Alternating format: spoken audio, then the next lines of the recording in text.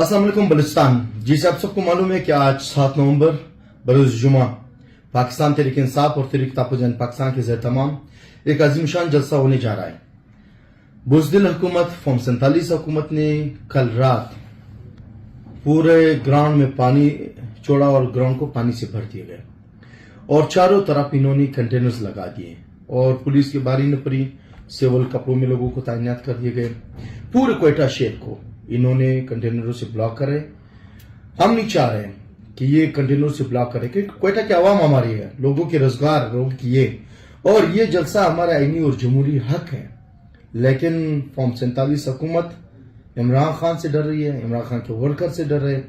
आप तमाम क्वेटा के अवाम देख ले कि आज तक तारीख में किसी भी सियासी जमात के जलसे में नेट बंद नहीं की गई।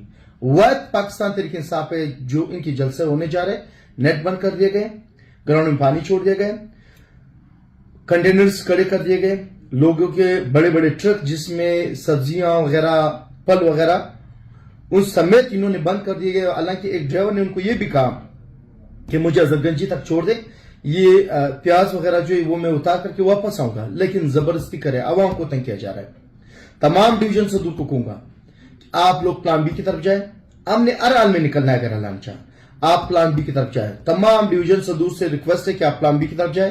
तमाम डिस्ट्रिक्टों को कह रहा हूं कि अपने डिवीजन प्रेसिडेंट और सेक्रेटरी जनरल के साथ रखते मेरे प्लान बी की तरफ जाए। अल्लाह आप सब काम ही होना से